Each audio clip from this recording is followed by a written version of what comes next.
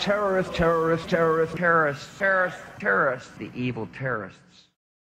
Terrorism. The words are hypnotically repeated. Terrorism, terrorist, terrorist threat, and of course, believed to be linked to Al-Qaeda. But it's the so-called war on terrorism that's in our faces practically 24/7 as the inescapable focus of our existence. One day, our grandchildren will look back on this time and ask, how was the war on terror won?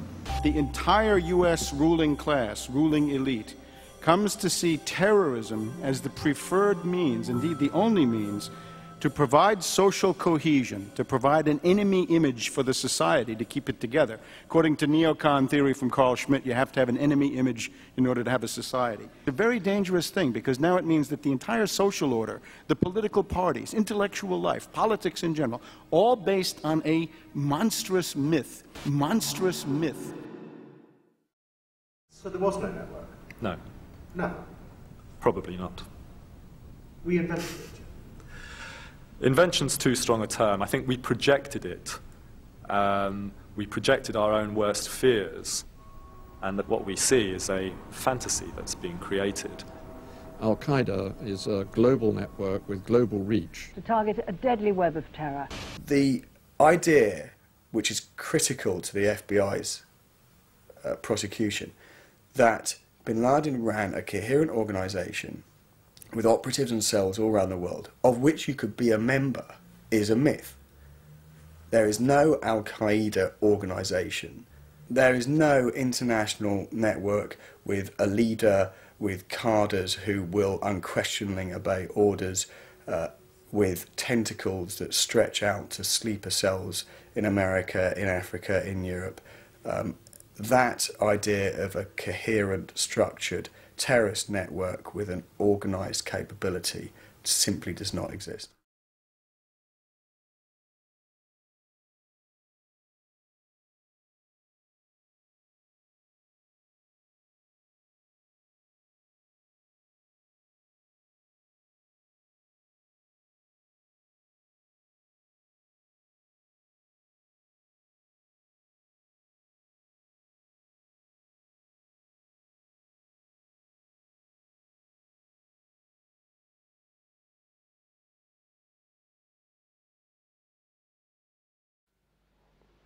And there are several key mind manipulation techniques which are very, very powerful propaganda tools. The most effective and the most powerful, and it's used on us all the time, is something I call problem, reaction, solution. It's a cracker, this one. It's a mind manipulation technique that avoids not only opposition to what is the goal of the manipulators, it actually manipulates people to demand they do what they want to do anyway. And it's happening all the time. Once you see this technique and how it works, you watch the news and read the newspapers in a completely different light, because you start to see it happening. It works like this. You start by secretly creating a problem in the world and making sure someone else is blamed for it in the public arena, in the public mind. It could be a run on a currency, it could be a government collapse. At its most extreme, it could be a war, because the two world wars in this century were funded, all sides were funded by the same people. Provable. The same people that funded the Allies in the Second World War and funded the Soviet Union also funded Hitler. Why would they do that? Why would someone want to fund all sides in a war? What is good is a war? Well, first of all, on one level, it makes vast amounts of money if you're lending money to all sides and you're also selling them lots of arms and all that stuff. But the fundamental reason for a war is to change the nature of post-war society. And what we saw in the First World War and the Second World War were massive global examples of problem, reaction, solution, which work like this. The problems created secretly. You then use the media, which isn't difficult, to wind up public opinion in relation to your manufactured problem to the point where public opinion utters the classic words, something must be done, this can't go on, which is always followed by, give my power away, what are they going to do about it? And at that point, those who created the problem and got someone else to be blamed for it wound up that public reaction, then openly, in the public arena, in the parliaments of the world, in the newspapers and on the television, offer the solutions to the problems they have created. And in doing so, they get vast numbers of people to demand what they want to do anyway. For instance, if you want more cameras in the streets, crikey, they're going up all over the place in Britain. If you want more cameras in the streets, you want a more armed police force, you want more authoritarian laws, greater erosions of freedom, and you want the public to demand you do it, then get the public frightened of crime. Either let society break down so there is more crime, or emphasize crime to be worse than it really is in some areas. Get people frightened, and the first thing people do when they're in fear about something is they look for someone out there to protect them from what they're frightened of. So, get people frightened that they're going to be burgled, get people frightened they're going to be mugged in the street, and they'll demand you take the freedoms away. They'll demand cameras in the streets and more authoritarian laws. Yeah, there is a war on freedom.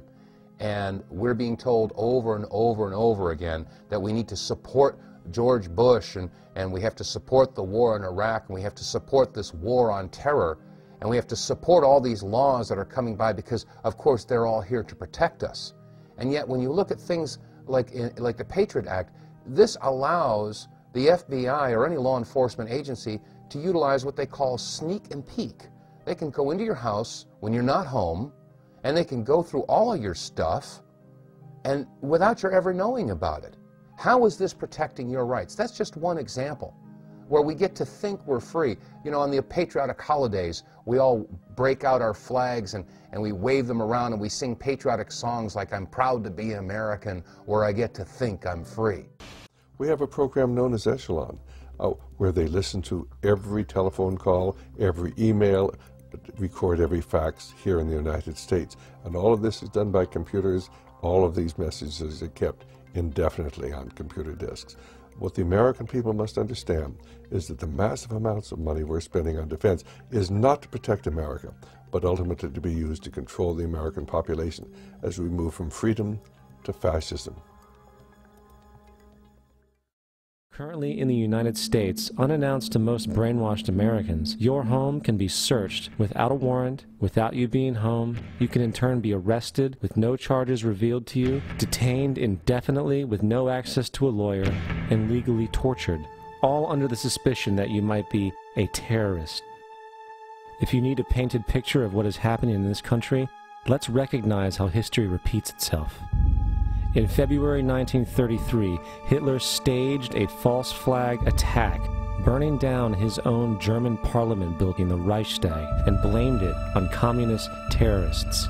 Within the next few weeks, he passed the Enabling Act, which completely eradicated the German Constitution, destroying people's liberties. He then led a series of preemptive wars, all justified to the German people as necessary to maintaining homeland security.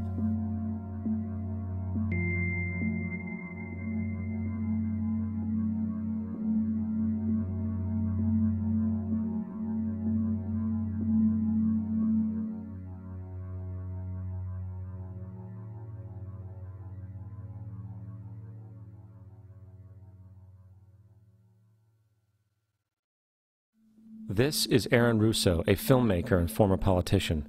To his left is Nicholas Rockefeller of the infamous Rockefeller banking and business dynasty. After maintaining a close friendship with Nicholas Rockefeller, Aaron eventually ended the relationship, appalled by what he had learned about the Rockefellers and their ambitions. I got a call one day from an attorney woman I knew, and she said, would you like to meet one of the Rockefellers? I said, sure, I'd love to. And we became friends, and he began to divulge a lot of things to me. So he said to me one night, he said that there's going to be an event there, and out of that event, you're going to see we're going to go into Afghanistan, so we can run pipelines from the Caspian